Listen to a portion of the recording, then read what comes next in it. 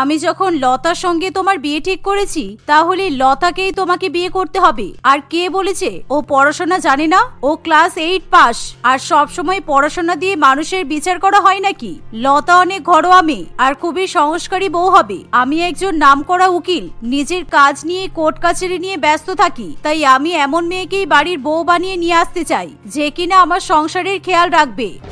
মা, তুমি একজন এরকম শিক্ষিত মহিলা হয়ে এরকম অশিক্ষিতদের মতো কিভাবে বলতে পারছো? আমি তো বুঝতেই পারছি না। তোমার সংসার দেখাশোনা করবে বলে তুমি একটা গাঁয়ে অশিক্ষিত মেয়েকে আমার ঘাড়ে চাপিয়ে দেবে? আমি কিছুতেই ওই লতাকে বিয়ে করতে পারবো না, কারণ আমি প্রিয়াকে পছন্দ করি আর প্রিয়া শহরে একটা বড় প্রাইভেট সেক্টরে চাকরিও করে, আর আমি ওকেই বিয়ে করব।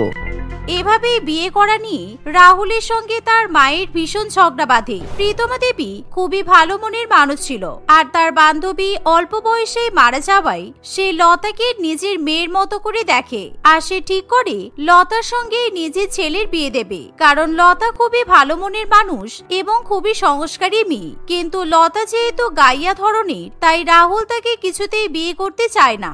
ফলে রাহুল তার মায়ের সঙ্গে ঝগড়া করতে লেগে পড়ে। ঠিক আছে, তুমি যখন লতাকে বিয়ে করতে চাইছো না তাহলে তুমি বিয়ে করো না, কিন্তু মনে রেখো তুমি যদি তোমার পছন্দের মেয়েকে বিয়ে করো তাহলে আমি তোমাকে মাসিক খরচা দেওয়া বন্ধ করে দেব। তাই আগে তুমি ভালো একটা চাকরি পাও, তারপর নিজের পছন্দের মেয়েকে বিয়ে করবে। কারণ তুমি তোমার পছন্দের মেয়েকে বিয়ে করে আনবে আর আমি তাকে বসিয়ে বসিয়ে খাওয়াবো, সেটা হবে না। আমি উকিল আর আমি অনেক টাকা রোজগার করি বলে তুমি কি হাতির 5 পা দেখেছো? মায়ের মুখে এমন কথা শুনে রাহুল একেবারে চুপ করে থাকে, কারণ সত্যি সত্যি রাহুল সবসময় তার মায়ের টাকাতেই রাজত্ব করে আর সে একটা টাকাও ইনকাম করে না, তাই তার বলার মতো কোনো ক্ষমতাও থাকে না। আর এভাবে মা যখন ছেলেকে ভালো মতো টাইট দেয়, তাই রাহুল আর বাঁচার মতো পথ খুঁজে পায় না, তাই সে লতাকেই বিয়ে করতে বাধ্য হয়। আর কিছুদিনের মধ্যেই রাহুল এবং লতার ধুমধাম করে বিয়ে হয়। বিয়ের পর বৌমা, বিয়ের পর থেকে আমি সবসময় কোর্ট, খুনি, ডাকাত এসব নিয়ে ব্যস্ত থেকেছি, আর কেস আর মামলা লড়তে গিয়ে আমার আর সংসার করাটা ঠিক মতো হয়নি। তবে এবার কিন্তু আমার সংসারের আদালত তোমাকেই সামলাতে হবে। আপনি একদম চিন্তা করবেন না মা, আমি আপনার সংসারকে খুব যত্ন করে রাখবো। আমি আপনার সংসারকে খুব যত্নে রাখবো, আর এই সংসার এখন আমার সংসার। আপনি নিশ্চিন্তে প্রত্যেকদিন আদালতে যান আর দোষীদের বিচার করে তাদেরকে উচিত শাস্তি দিন। লতার মুখে এমন কথা শুনে শাশুড়ি মা খুবই খুশি হয়, কিন্তু রাহুল লতার এরকম ব্যবহার মোটেই সহ্য করতে পারে না, আর সে সবসময় লতার সঙ্গে খারাপ ব্যবহার করে। আর বেশিরভাগ দিনই রাহুল তার বান্ধবীদের সঙ্গে এবং বন্ধুদের সঙ্গে আড্ডা মেরে ঘুরে বেড়ায়। একদিন প্রতিমা দেবী আদালতে যাবে এমন সময়, মা, আপনাকে এই কালো কোটটা পরে খুব সুন্দর লাগছে। জানেন মা, আমি সবসময় সিনেমাতে এরকম উকিল মহিলাদের দেখেছি, কিন্তু বাস্তবে কোনোদিনও দেখিনি। তাই আমার শাশুড়ি মা উকিল, আমার এটা নিয়ে খুব গর্ব হয়। আমি যদি পড়াশোনা শিখে এরকম উকিল হতে পারতাম তাহলে খুব ভালো হতো। দেখো, তুমি নিজেকে কোনোদিনও কারোর থেকে ছোট বলে মনে করবে না। তোমার হাতে রান্না কত সুন্দর, আমি তো একেবারে চেটে পুটে খেয়ে ফেলি। আর আমি যে তোমার মতো রান্নাও করতে পারি না, তাহলে সবাইকে সবই পারতে হবে তার কোনো মানে নেই। এই বলে প্রতিমা দেবী আদালতে যাবে এমন সময় সেখানে রাহুল চলে আসে। মুখে শুধু বড় বড় কথা, উনি নাকি পড়াশোনা শিখলেই উকিল হয়ে যাবে। তোমার ধারণা আছে উকিল হতে গেলে আলাদা পড়াশোনা করতে হয়? আর তুমি তো পড়াশোনাই জানো না। আগে স্লেটের মধ্যে অ ক খ লেখা শেখো, তারপর উকিল হবে, বুঝেছো? এভাবেই রাহুল তার বউকে অপমান করে সেখান থেকে চলে যায়, আর লতার ভীষণ পরিমাণে খারাপ লাগে। কিন্তু প্রতিমা দেবী তার বৌমার মাথায় হাত বুলিয়ে দেয় আর তাকে শান্ত করে। আচ্ছা মা, আপনি আদালতে যাবেন, সেই জন্য আমি আপনার জন্য গরম গরম লুচি আর মাংস রান্না করে প্যাক করেছি, কিন্তু আপনাকে দিতেই ভুলে গেলাম। দাঁড়ান, আমি আপনার টিফিনটা নিয়ে আসি। ওই দেখো, তুমি আবার আমার জন্য টিফিন প্যাক করেছো। আমার বাড়ির খাবার খাওয়ার অভ্যাস নেই, আমি তো সবসময় আদালতের ক্যান্টিন থেকেই খাবার খাই। তাই তুমি এরকম বাড়াবাড়ি করে আমার জন্য প্রত্যেকদিন রান্না করবে না, কেমন? শাশুড়ি মায়ের কথা লতা কিছুতেই শুনতে চায় না। সে প্রত্যেক দিনই তার শাশুড়ি মায়ের জন্য টিফিন প্যাক করে দেয়, আর প্রতিমা দেবী বাধ্য হয়ে সেই টিফিন নিয়ে চলে যায়। এভাবেই দেখতে দেখতে কিছুদিন কাটে, আর এভাবেই প্রতিমা দেবী এবং তার বৌমা জুটি একেবারে জমজমাট হয়ে ওঠে। একদিন রাহুল একটি বিয়ে বাড়িতে যাবে বলে নিজের কালো কোট খুঁজতে শুরু করে। এমন সময়, একটু অপেক্ষা করুন রাহুল বাবু, আমি আপনার কালো কোট এক্ষুনি নিয়ে এসে দিচ্ছি। আমি দেখেছি চেয়ারের উপর ঝোলানো আছে। আপনি এত চিৎকার করে এখন মাকে ডাকবেন না, কারণ মা সবেমাত্র কোর্ট থেকে ক্লান্ত হয়ে ফিরেছে। এই বলে লতা তাড়াতাড়ি করে চেয়ারের উপর থেকে রাহুলকে একটা কালো কোট নিয়ে এসে দেয়। আর লতা সেই কালো কোট নিয়ে আসার পর থেকে রাহুল তাকে ভীষণই খেপাতে শুরু করে আর তার সঙ্গে ঠাট্টা করে, কারণ লতা ভুল করে রাহুলের কোটের জায়গায় তার শাশুড়ি মায়ের কালো কোট নিয়ে চলে আসে। আর এর ফলে রাহুল লতাকে নিয়ে মজা করতে থাকে। এমন সময় সেখানে প্রতিমা দেবীও চলে আসে। এই দেখো মা, এই দেখো তোমার অশিক্ষিত বৌমার কাণ্ড দেখো। আমি ওকে কালো কোট নিয়ে আসতে বলেছিলাম আর ও কি নিয়ে এসেছে দেখো। বৌমা, এটা রাহুলের কোট নয়, এটা আমার উকিল কোট। তুমি যখন চিনতে পারছিলে না একবার আমাকে জিজ্ঞাসা করে নিতে পারতে। বেকার বেকার নিজেকে হাসির পাত্র বানাও কেন? তোমাকে আমি কতবার শিখিয়েছি, উকিলের কোট কালো আর লম্বা হয় আর সাধারণ কোটগুলো তার থেকে ছোট হয়। বিশ্বাস করুন মা, আমি সত্যিই বুঝতে পারিনি। ঠিক আছে, আর এই যে রাহুল, তুই বৌমাকে নিয়ে এত মজা করছিস কেন? মানুষ মাত্রই ভুল হতে পারে। আর বৌমা দ্বিতীয়বার এরকম ভুল করবে না, কারণ তুমি তো জানো তুমি পড়াশোনা জানো না বলে তোমাকে ছোট করা হয়। এই বলে প্রীতমা দেবী তার কোট নিয়ে সেখান থেকে চলে যায় আর রাহুলকে তার কোট নিয়ে এসে দেয়। তারপর থেকে রাহুল তার মায়ের ভয়ে লতাকে সেরকম ভাবে খারাপ কথা বলতে পারে না, কিন্তু তবুও লতার মূর্খামি কিছুতেই যেতে চায় না। একদিন, মা আজকে আমি বন্ধুদের সাথে ডিস্কো যাবো। তোমাকে কবে থেকে বলছি আমাকে 10 লক্ষ টাকা দাও, কিন্তু তুমি তো শুনছোই না। সবাইকে খাওয়াতে হবে, ডিস্কোতে টাকা খরচা করতে হবে, আর পেন্ডিং বিলগুলো মেটাতে হবে। তাই আমাকে 10 লক্ষ টাকা দাও মা, প্লিজ। রাহুল, তুই হয়তো ভুলে যাচ্ছিস তোর মা কোন রকম কোনো ব্যবসায়ী মহিলা নয়, মাত্র একটা সরকারি উকিল। আমি কোথা থেকে 10 লক্ষ টাকা পাবো? এই কিছুদিন আগেই তোর বিয়ের জন্য এত টাকা খরচা করলাম, আর এখন আবার 10 লক্ষ টাকা? আর তাছাড়া তুই টাকার মর্ম কবে বুঝবি বলতো? ও, এখন তোমার আমাকে টাকা দিতেও গায়ে লাগছে তাই তো? এখন তো তুমি তোমার সব টাকা তোমার এই মূর্খ বৌমার পেছনে খরচা করো, আমি জানি। ওকে শাড়ি কিনে দিচ্ছ, ঘোরাতে নিয়ে যাচ্ছ, আর আমার বেলায় তোমার কাছে টাকা নেই। এই তো কিছুদিন আগে একটা বড় কেস সলভ করলে, সেখান থেকে তো অনেক টাকা পেয়েছো। কই, আমাকে তো একটা টাকাও দাওনি ওখান থেকে। রাহুলের কথা শুনে তার মা প্রচন্ড পরিমাণে রেগে যায় আর সে রাহুলকে একটা ঠাসিয়ে থাপ্পড় মারে। ফলে রাহুল এতে ভীষণ পরিমাণে অপমানিত বোধ করে আর সে টাকা না নিয়ে বাড়ি থেকে বেরিয়ে যায়। এভাবেই দেখতে দেখতে কিছুদিন কাটে, কিন্তু তবুও রাহুল তার মায়ের সঙ্গে এবং বউয়ের সঙ্গে কোনো রকম কোনো কথা বলে না। একদিন, বৌমা, আমি কোর্টে একটা বড় কেস পেয়েছি আর সেই কেস চ্যালেঞ্জের জন্য আমার কালকে এই টাকার বান্ডিলটা দরকার হবে। তাই তুমি টাকাটা গুনে আলমারিতে রেখে দাও। আমার ছেলের সঙ্গে কথা হচ্ছে না বলে টাকাটা আমি তোমাকেই দিলাম, তুমি সাবধানে রেখো। আচ্ছা মা, আপনি চিন্তা করবেন না, আমি এই টাকার বান্ডিলটা আমার আলমারিতে রেখে দিচ্ছি, আর আপনি যখন কালকে আদালতে যাবেন আমি আপনাকে টাকাটা দিয়ে দেব। এই বলে লতা সেই টাকার বান্ডিল আলমারিতে রেখে দেয়। আর পরের দিন যখন প্রতিমা দেবী আদালতে যাবে তার জীবনের সব থেকে বড় কেস লড়তে, তখন সে তার বৌমার কাছে টাকার বান্ডিল চায়। কিন্তু লতা আলমারি খুলে দেখে সেখানে কোনো টাকা নেই। আর এই দেখে লতা প্রচন্ড পরিমাণে ভয় পেয়ে যায়। তোমার কি মাথা খারাপ হয়ে গেছে? আমার অতগুলো টাকার বান্ডিল কোথায় গেল? তুমি জানো ওখানে কত টাকা ছিল? 15 লক্ষ টাকা। এবার কি হবে? আমি টাকা নিয়ে যদি কোর্টে উপস্থিত না হই তাহলে আমার ক্লায়েন্ট আমার উপর মানহানি আর চুরির মামলা করবে। আপনি কি বলছেন কি মা? আমি নিজে টাকাটা গুনেছিলাম, ওখানে 15 লক্ষ টাকা নয়, ওখানে তো 15,000 টাকা ছিল। এবার কি হবে? অশিক্ষিত মূর্খ, তুমি 15 লক্ষ টাকা আর 15,000 টাকার মধ্যে তফাৎ বোঝো না? অবশ্য আমি কাকেই বা টাকা গুনতে দিয়েছি, তুমি তো টাকা গুনতেও পারবে না। রাহুল ঠিকই বলে, তোমার মতো অশিক্ষিত আর মূর্খ মেয়েকে আমার বাড়ির বউ বানিয়েই আমি ভুল করেছি। আমার এখন মনে হচ্ছে তুমি তো গরিব, তাই তুমি অত টাকা দেখে লোভ সামলাতে পারোনি, তাই ওই টাকাগুলো তুমি চুরি করেছো, তাই তো? শাশুড়ি মায়ের মুখে এমন কথা শুনে লতার ভীষণ পরিমাণে খারাপ লাগে আর সে বুঝে পায় না তার শাশুড়ি মায়ের কাছে কোন মুখে ক্ষমা চাইবে। আর এই সুযোগে রাহুল তার মায়ের পক্ষ নিয়ে লতাকে কুকথা শোনানো শুরু করে। দেখেছো মা, তুমি নিজের ছেলের থেকে তো পরের মেয়েকে বেশি ভালোবাসছিলে, তাই আজকেও তোমাকে এরকম বাঁশ দিল, দেখলে তো? আমি বলছি কি, তুমি তো উকিল, তাই তুমি ওই মেয়েকে পুলিশের কাছে ধরিয়ে দাও, আর এই মেয়ের বিচার হলে সেই টাকা নিশ্চয়ই বেরিয়ে আসবে। হ্যাঁ, তুই একদমই ঠিক বলেছিস, এই মেয়েকে আমি জেলে দেব।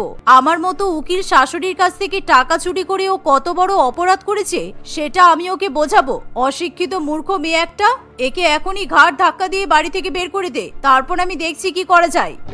দয়া করে আমাকে আপনারা পুলিশে দেবেন না, বিশ্বাস করুন আমি টাকা চুরি করিনি। আপনি যখন আমাকে টাকা দিয়েছিলেন আমি গুনে দেখেছিলাম 15,000 টাকা ছিল। হয়তো আমার টাকাগুলো গুনতে ভুল হতে পারে, কিন্তু আমি টাকাটা আলমারিতেই রেখেছি। তারপর ওই নোটগুলো কোথায় গেল আমি সত্যিই বুঝতে পারছি না। প্রীতমা দেবী লতার কোনো কথা শুনতে চায় না। সেই রাগের বশে যখনই পুলিশকে ফোন করতে যাবে, হঠাৎ করে তার রাহুলের বইয়ের লাইব্রেরির দিকে চোখ পড়ে। আর তখনই সে বইয়ের মাঝে এক টাকার বান্ডিল দেখতে পায়। আর সেই মুহূর্তে প্রীতমা দেবী সেখান থেকে টাকার বান্ডিল বের করে নিয়ে আসে। আর সেখানে 15 লক্ষ টাকা ছিল। আর এই দেখা মাত্রই রাহুল ভীষণ পরিমাণে ভয় পেয়ে যায়। এই তো আমার 15 লক্ষ টাকা। কিরে রাহুল, আমার টাকার বান্ডিল তোর বইয়ের লাইব্রেরিতে কি করছে? বৌমা তো কোনোদিনও টাকা চুরি করলে এই লাইব্রেরিতে ডাকবে না, কারণ বৌমা লাইব্রেরির দরজা খুলতে পারে না। আসলে আগের দিন রাত্রিবেলা রাহুল তার বউকে আলমারিতে টাকা রাখতে দেখে। আর মাঝরাতে সে আলমারি থেকে টাকা চুরি করে সেই টাকা কোথাও লুকানোর মতো জায়গা খুঁজে পায় না। তাই সে তার বই রাখার আলমারিতেই তাড়াতাড়ি করে টাকার বান্ডিল রেখে দেয়। আর সে ভাবে হয়তো তার মায়ের চোখ বইয়ের লাইব্রেরির দিকে পড়বে না, কিন্তু সে ভুলে যায় তার মা পেশায় একজন উকিল। না মানে মা, আমি তোমাকে বলতে চাইছি তোমার বৌমা সব করতে পারে, আর তুমি আমাকে অবিশ্বাস করছো না, তুমি তোমার নিজের ছেলেকে অবিশ্বাস করছো। আমি কেন টাকা চুরি করতে যাব? আমি মানছি আমার টাকা দরকার আছে, তাই বলে আমি টাকা চুরি করে নেব? আমি এখন কাউকে সন্দেহ তালিকার বাইরে রাখতে পারছি না। আমি পুলিশ রাখছি, আর তোদের দুজনের নামেই আমি কমপ্লেন করব। তারপর পুলিশ ঠিক করবে কে চোর আর কে দোষী। এই কথা শুনে রাহুল প্রচন্ড পরিমাণে ঘামতে শুরু করে। আর সে ভয়ের চোটে তার মায়ের পা ধরে ক্ষমা চাইতে শুরু করে আর নিজের সমস্ত দোষ স্বীকার করে। রাহুলের মুখে এরকম কথা শুনে প্রীতমা দেবী একেবারে অবাক হয়ে যায়। কিন্তু সে যেহেতু উকিল, তাই সে অন্যায়ের সঙ্গে আপোষ করে না। সে পুলিশ ডেকে তার ছেলেকে ধরিয়ে দেয়। আমাকে ক্ষমা করে দাও বৌমা, আমি তোমাকে অনেক খারাপ খারাপ কথা শুনিয়েছি, তুমি কিছু মনে করো না। আমি কোনোদিনও তোমাকে মূর্খ বলিনি, কিন্তু আজকে বাধ্য হয়ে বলেছি। তুমি প্লিজ কিছু মনে করো না বৌমা। না না মা, আমি খারাপ মনে করিনি। আর আমি তো সত্যিই মূর্খ। না হলে 15 লক্ষ টাকা গুনে কেউ কখনো 15,000 টাকা বলে? কিন্তু মা, দয়া করে আপনার ছেলেকে আপনি ছাড়িয়ে নিয়ে আসুন। ও তো আমার স্বামী, তাই আপনি দয়া করে ওকে ক্ষমা করে দিন। ওকে ছাড়া আমি থাকতে পারবো না। এমন কথা শুনে প্রীতমা দেবী খুবই খুশি হয়। আর সে 2-1 দিনের মধ্যেই তার ছেলেকে বাড়িতে ফিরিয়ে নিয়ে আসে। আর রাহুল যখন জানতে পারে লতা তাকে জেল থেকে ছাড়াতে সাহায্য করেছে, তাই সেও আর লতার সঙ্গে কোনো খারাপ ব্যবহার করে না। এভাবেই তারা সকলে মিলে সুখে শান্তিতে বসবাস করতে থাকে। আবির তার বাবা মায়ের সঙ্গে বাস করত। সে এক ফ্যাক্টরিতে কাজ করত। একদিন হঠাৎ করে সেই ফ্যাক্টরিতে আগুন লেগে যায়। আর সেই ফ্যাক্টরির সকল কর্মচারী বাইরে বেরিয়ে গেলেও আবির ফ্যাক্টরির মধ্যে আটকে যায়। আর আবির সেখান থেকে বেরোনোর অনেক চেষ্টা করেও যখন কোনো উপায় পায় না, তখন সে ছাদের উপরে গিয়ে বাঁচাও বাঁচাও বলে চিৎকার করতে করতে ছাদের উপর থেকে ঝাঁপ দেয়। ঠিক এমন সময় খুবই মোটা দেখতে একটা মেয়ে সেখানে এসে আবিরকে কোলে ধরে নেয়। আর এর ফলে আবির প্রাণে বেঁচে যায় এবং আবির খুশি হয়ে বলে, উফ, আমি তো বেঁচে গেলাম। ধন্যবাদ আন্টি আমাকে বাঁচানোর জন্য। আমি তো ভাবলাম আমি বোধহয় উপরে পৌঁছে গেছি। আবিরের কথা শুনে মেঘনা খুবই রেগে যায়। আর সে আবিরকে হালকা করে একবার ধাক্কা দেয় এবং আবির ধপাস করে রাস্তার উপর উল্টে পড়ে যায়। আর মেঘনা সেখানে এক মুহূর্ত দাঁড়ায় না। ওরে বাপ রে বাপ, কাকিমা তো খুবই শক্তিশালী, শক্তিমানের মহিলা ভার্সন, শক্তি ওম্যান। মেয়েরা তো দুর্বল হয়ে জানতাম, কিন্তু এই মহিলার গায়ে তো অনেক জোর। এই বলে আবির নিজের বাড়িতে ফিরে যায়। আর 2-4 দিনের মধ্যেই মেঘনা তার বাবা মাকে নিয়ে আবিরদের বাড়িতে আসে। আবির তখন মেঘনাকে দেখে চমকে ওঠে। আরে আন্টি, আপনি এখানে? মা, সেদিন তোমাদের বললাম না এই কাকিমাই আমাকে প্রাণে বাঁচিয়েছিল? কাকিমা, আপনি আমার সম্বন্ধে নিয়ে এসেছেন? কোথায় আপনার মেয়ে, কোথায়? আবিরের কথা শুনে মেঘনা এবং তার বাবা মা প্রচন্ড রেগে যায়। আরে আবির, এ কি বলছিস বাবা? এই মেয়েটার বয়স মাত্র তো 21 বছর, আর এই মেয়েকে তুই কাকিমা বলছিস? এই মেয়েটার সাথে তো আমি তোর বিয়ে দেবো বলে ঠিক করেছি। কি? এই মেয়েটার সাথে আমি কখনো বিয়ে করবো না। আমার একদম রোগা পাতলা মেয়ে চাই, যেন হিরোইনদের মতো জিরো ফিগার হয়। আমি মোটা মেয়েকে বিয়ে করবো না। ঠিক বলেছিস বাবা, আমারও এরকম মোটা মেয়েকে একদমই পছন্দ হচ্ছে না। এরকম মোটা মেয়ে বাড়িতে এলে বাড়ির কোনো কাজকর্ম করতে পারবে না। নড়তে চড়তেই তো এই মোটা মেয়ে 12 মাস কাটিয়ে দেবে। আমার একদম রোগা পাতলা মেয়ে চাই, যেই মেয়ে একদম দৌড়ে দৌড়ে ছুটে ছুটে বাড়ির সব কাজ করবে। চুপ করুন আপনারা, অনেক অপমান করেছেন। আমি মোটা বলে আপনি আমাকে বিয়ে করবেন না, তাই তো? ঠিক আছে, আমি একদিন রোগা হয়ে ফিরে আসবো, আপনারা দেখে নেবেন। এই বলে মেঘনা তার বাবা মাকে নিয়ে বাড়ি থেকে বেরিয়ে যায়। হাতির মতো শরীর নিয়ে বলছে রোগা হয়ে দেখাবো, জীবনেও রোগা হতে পারবে না। বাবা মা, তোমরা আমার জন্য একদম রোগা মেয়ে খোঁজো। আমি বিয়ে করলে রোগা পাতলা মেয়েকে বিয়ে করবো, তা না হলে নয়। সেদিন থেকে আবির এবং তার বাবা মা রোগা পাতলা মেয়ের সন্ধান করতে থাকে, কিন্তু কিছুতেই তারা সেরকম রোগা মেয়ে খুঁজে পায় না। একটু সামান্য মোটা হলেও তারা সেই মেয়েকে প্রত্যাখ্যান করে। আর এভাবেই 3 মাস কাটে। আর একদিন ঘটক মশাই মোহনা নামের এক সুন্দর রোগা পাতলা মেয়ের ফটো নিয়ে আসে। সেই মেয়েকে দেখে আবির এবং তার বাবা মায়ের খুবই পছন্দ হয়। কিন্তু বাবা, এই মেয়েটাকে যেন মনে হচ্ছে কোথাও আগে দেখেছি। যাক, এতদিন পর একটা রোগা পাতলা মেয়ে দেখতে পেলাম, একদম জিরো ফিগার। মা, আমি এই মেয়েটাকেই বিয়ে করব। ঘটক মশাই জানায় যে মোহনা নামের রোগা মেয়েটা অনাথ এবং সে অনাথ আশ্রমে থাকে। তাই বাবা মায়ের অনুপস্থিতিতেই মোহনা আবিরের সঙ্গে বিয়ে করে। রোগা পাতলা বউ বাড়িতে আসায় আবির এবং তার বাবা মা খুবই খুশি হয় আর সবাই মিলে নতুন বউকে চা বানাতে বলে। হ্যাঁ বৌমা, যাও, তুমি আমাদের সবার জন্য সুন্দর করে চা বানিয়ে নিয়ে এসো। আমরা সবাই আজকে চা খেতে খেতে টিভি দেখবো আর নতুন বৌমার সঙ্গে গল্প করব। ও, আপনারা সবাই এখন চা খাবেন? আচ্ছা ঠিক আছে, চা যখন খাবেন বলছেন তখন তো চা করতেই হবে। ঠিক আছে, আপনারা বসুন, আমি চা বানিয়ে নিয়ে আসছি। এই বলে মোহনা খুবই ধীরে ধীরে উঠে দাঁড়ায় আর সে খুবই ধীরে ধীরে রান্নাঘরের দিকে হাঁটতে শুরু করে। মোহনাকে এত ধীরে ধীরে হাঁটতে দেখে আবির এবং তার বাবা মা খুবই অবাক হয়। কি ব্যাপার বৌমা, তোমার কি শরীর খারাপ নাকি তোমার পায়ে ব্যথা? তুমি এত আস্তে আস্তে হাঁটছো কেন? কই না তো, আমার শরীর খারাপও নেই আর আমার পায়ে ব্যথাও নেই। আমি তো এরকম করেই হাঁটি, এটাই আমার নর্মাল হাঁটা। মোহনার কথা শুনে কেউ আর কিছু বলে না। মোহনা আবার ধীরে ধীরে হেঁটে হেঁটে রান্নাঘরের দিকে চলে যায় আর সে রান্নাঘরে গিয়ে ধীরে ধীরে চা বানাতে থাকে। আর দেখতে দেখতে 1 ঘন্টা কেটে যায়। কিরে খোকা, বৌমা 1 ঘন্টা আগে রান্নাঘরে গেল, এখনো চা বানানো হয়নি? 3 কাপ চা বানাতে এতক্ষণ সময় লাগে?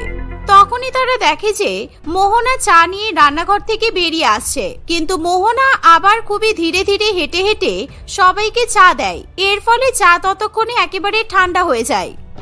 বৌমা, তুমি চা বানিয়ে নিয়ে আসতে এত সময় লাগিয়ে দিলে, চা তো পুরো ঠান্ডা হয়ে গেছে। আর এটা কেমন চা বানিয়েছো? এত পাতলা চা? আমাদের বাড়ির সবাই কিন্তু আমরা ঘন দুধের চা খেতে ভালোবাসি, তুমি এত পাতলা চা বানিয়েছো, কোনো স্বাদই পাওয়া যাচ্ছে না চায়ে।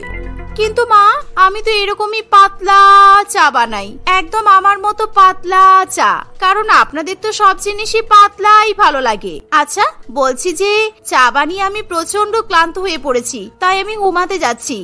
সে কি, মাত্র 3 কাপ চা বানাতে গিয়ে তুমি ক্লান্ত হয়ে পড়লে? তোমাকে দেখে মনে হচ্ছে তুমি তো ভীষণ দুর্বল, তোমার গায়ে তো কোনো বল আছে বলে মনে হয় না। তুমি কি ঠিক মতো খাওয়া দাওয়া করো না? আমার তো মনে হচ্ছে তুমি ঠিক মতো খাওয়া দাওয়া করো না বলে তুমি এতটা রোগা আর এতটা দুর্বল। না হলে কেউ কখনো 3 কাপ চা বানাতে গিয়ে ক্লান্ত হয়ে পড়ে? হ্যাঁ মা, আপনি একদম ঠিকই ধরেছেন। আসলে আমি খুবই রোগা তো, সেই জন্য আমার মনে হয় যেন আমার গায়ে কোনো শক্তিই নেই, সবসময় আমার ক্লান্তি লেগেই থাকে। আমি ছোটবেলা থেকেই এরকম দুর্বল, আর আমি যতই ভালো ভালো খাবার খাই না কেন, আমি তো কখনো মোটা হতেই পারি না, জানেন। আচ্ছা, আমি এবার ঘরে যাচ্ছি, না হলে আমি আবার এখানেই ঘুমিয়ে পড়বো। এই বলে মোহনা ধীরে ধীরে হেঁটে হেঁটে আবার নিজের ঘরে চলে যায় আর মুহূর্তের মধ্যে সে ঘুমিয়ে পড়ে। সন্ধ্যাবেলা মোহনার শাশুড়ি মা তাকে অনেক ডাকাডাকি করলেও মোহনা কিছুতেই ঘুম থেকে উঠতে চায় না। তাই বাধ্য হয়ে মোহনার শাশুড়ি মা নিজেই রাত্রিবেলার খাবার রান্না করে। আর রাত্রিবেলা খাবার খাওয়ার সময় আবির জোর করে মোহনাকে ঘুম থেকে ডেকে তোলে আর মোহনা খুবই সামান্য পরিমাণ খাবার খেয়ে ঘুমাতে চলে যায়। এর ফলে লাবণী দেবীকে আবার রাত্রিবেলা রান্নাঘরের কাজ করতে হয় এবং বাসন ধুয়ে মেজে রাখতে হয়। পরের দিন সকালবেলা অনেক ডাকাডাকি করার পর মোহনা ঘুম থেকে ওঠে। বৌমা, কটা বাজে একবার দেখেছো? একটু তাড়াতাড়ি ঘুম থেকে উঠতে হবে তো। আবির খেয়ে দিয়ে ফ্যাক্টরিতে যাবে, তারপর আবার ওর দুপুরের খাবারটাও তো টিফিনে প্যাক করে দিতে হবে। তুমি তাড়াতাড়ি ওর জন্য ভাত রান্না করো, একটা সবজি করো আর অল্প একটু মাংস রান্না করবে। কিন্তু মা, আজকে তো আপনারা সবাই আমাকে খুব তাড়াতাড়ি ঘুম থেকে ডেকে তুলেছেন, না হলে আমি তো বেলা 11টার আগে কিছুতে ঘুম থেকে উঠতেই পারি না। আসলে কি বলুন তো, দুর্বল মানুষদের ঘুম অনেক বেশি হয়, আর সকাল সকাল আপনি আমাকে এত কিছু রান্না করতে বলছেন, এত কিছু আমি কিভাবে রান্না করব? মা, মোহনাকে রান্না করতে বলছো তুমি? কালকে 3 কাপ চা বানাতে গিয়ে মোহনা 1 ঘন্টা সময় লাগিয়েছে, আর আজকে 3 রকমের খাবার রান্না করতে বলছো? ও তো 6 ঘন্টা সময় লাগাবে। তাহলে আজকে আমাকে খেয়ে কাজে যেতে হবে না, তুমি তাড়াতাড়ি রান্না করে নাও আর মোহনাকে দিয়ে বাড়ির বাকি কাজগুলো করিয়ে নাও, তাহলে তোমার সুবিধা হবে। হ্যাঁ বাবা, তুই ঠিকই বলেছিস, কিন্তু বৌমা, আমি এখন রান্না করে দিচ্ছি ঠিকই আছে, রাত্রিবেলার রান্নাটা তোমাকেই করতে হবে। আর হ্যাঁ, তুমি এখন বাথরুম থেকে 1 বালতি জল নিয়ে এসো, আর জল নিয়ে এসে পুরো ঘর বাড়ি ভালো করে সুন্দর করে মুছে পরিষ্কার করে দাও। এই শুনে মোহনা বাথরুমের দিকে চলে যায় আর সে বালতিতে জল ভরে কিছুতেই সেই জলের বালতি তুলতে পারে না। বহু কষ্ট করে সে বালতিটা বাথরুমের দরজার কাছে নিয়ে আসে। ওরে বাবারে, কি ভারী! কে আছো, আমাকে সাহায্য করো। আবির, তাড়াতাড়ি সাহায্য করো আমাকে। ওরে বাবারে, আমার হাত মনে হচ্ছে ভেঙেই যাবে। না না না, আমি কিছুতেই পারছি না। এই বলে মোহনা এক বালতি জল সেখানেই ফেলে দেয়। আর এই দেখে আবির এবং তার মা দুজনেই প্রচন্ড পরিমাণে রেগে যায়। বৌমা, তোমার গায়ে কি কোনো শক্তি নেই? তুমি কি ছোট বাচ্চা নাকি যে তুমি মাত্র এক বালতি জলও তুলতে পারবে না? একটা বালতি জল তুলতে তোমার এতটা কষ্ট হলো? পুরো ঘরের মধ্যে তুমি এখন এক বালতি জল ফেলে দিলে। তোমাকে একটা কাজ করতে বললাম, তুমি তো আমার আরো কাজটা বাড়িয়ে দিলে। আসলে মা, আমি তো খুবই দুর্বল, সেই জন্য আমি একদমই ভারী কোনো জিনিস তুলতে পারি না। আবার আপনি তো আমাকে এক বালতি জল নিয়ে আসতে বললেন। আপনি যদি অর্ধেক বালতি জল আনতে বলতেন তাহলে হয়তো আমি চেষ্টা করতে পারতাম। শোনো মোহনা, এতটা দুর্বল হলে কিন্তু চলবে না। এত দুর্বল হলে তুমি বাড়ির কাজকর্ম করবে কিভাবে? একটু খাওয়া দাওয়া তো অন্তত ভালো করে করো। এরকম ভাবে সময় কাটতে থাকে। মোহনা বাড়ির কোনো কাজই ঠিকঠাক ভাবে করতে পারে না। আর কোনো কাজ যদি তাকে জোর করে করতে বলা হয় তাহলে সে যে কোনো সাধারণ ছোট কাজও 2-3 ঘন্টা সময় নিয়ে করতে থাকে। এর ফলে বাড়ির প্রত্যেকেই প্রচন্ড পরিমাণে বিরক্ত বোধ করে। বৌমা, একটু নড়ে চড়ে ওঠা বসা করো। তুমি তো একটা জায়গায় বসলে সেখান থেকে আর কিছুতেই উঠতে চাও না। তোমাকে কতক্ষণ আগে বলেছি রান্নাঘরে যেতে হবে। তাড়াতাড়ি রান্নাঘরে চলো, অনেক কাজ আছে। কি হলো, ওঠো বলছি। হ্যাঁ মা, এই তো চলুন চলুন, আপনি চলুন, আমি যাচ্ছি। আপনি তো জানেন আমি একটু আস্তে আস্তেই হাঁটি। আপনি রান্নাঘরে গিয়ে কাজ করুন, আমি এক্ষুনি যাচ্ছি। এই শুনে লাবণী দেবী রান্নাঘরে চলে যায় আর রান্নাঘরের কাজ করতে শুরু করে দেয়। অন্যদিকে মোহনা বেশ অনেকক্ষণ পর রান্নাঘরে আসে আর রান্নাঘরে এসেই সে ধপাস করে সেখানে বসে পড়ে। কি হলো, তুমি রান্নাঘরে এসেই বসে পড়লে কেন? তোমার ঘর থেকে রান্নাঘর পর্যন্ত আসতে তোমার 20 মিনিট সময় লেগে গেল। এমনিতেই অনেক দেরি হয়ে গেছে, তারপর তুমি আবার এসে এখানে বসে পড়লে।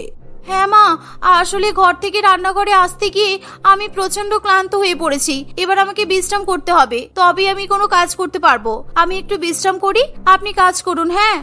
মোহনার কথা শুনে তার শাশুড়ি মা খুবই রেগে যায়, কিন্তু তবুও সে কিছু বলতে পারে না।